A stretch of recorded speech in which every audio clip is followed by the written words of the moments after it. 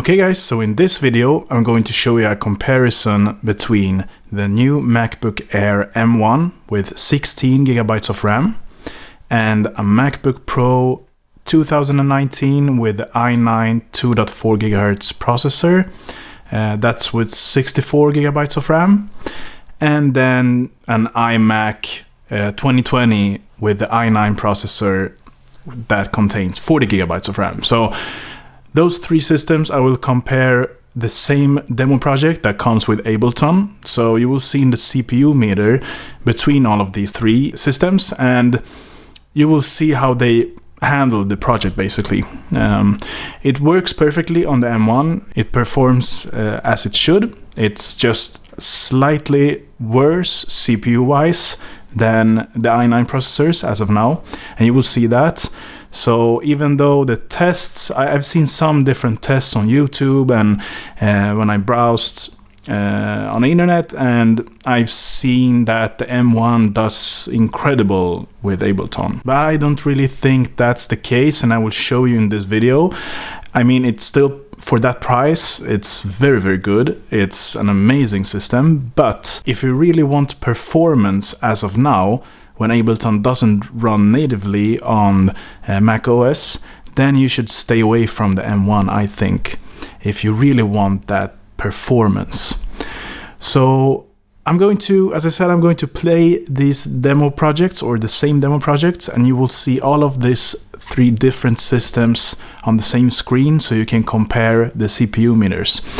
And for copyright reasons, I will also disable the audio here. So there will be a silence basically. Before we begin the test, I will show you what settings I use on all of these systems. So if you go to preferences here, let's go to audio, and you will see the buffer size is 512 samples and the sample rate is 48K. So that is what I use. I don't use any sound interface. I'm just using the built-in sound cards of all of these systems just to make them fair.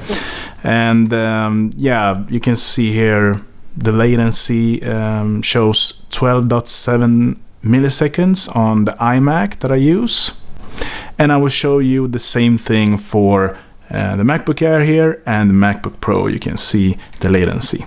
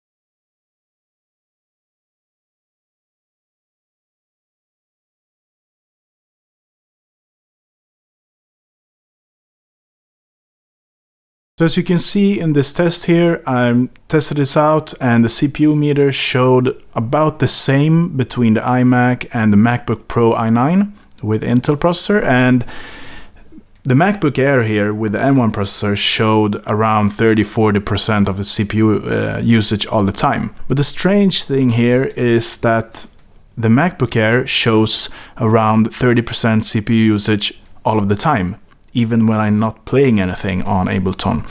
I'm not using any instruments, I'm not doing anything on Ableton, and it still shows around between 25 and 30% when it's idle.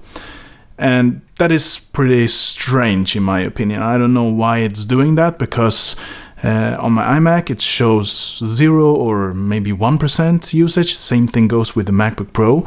But on the MacBook Air with M1 it shows that 25-30% usage all of the time.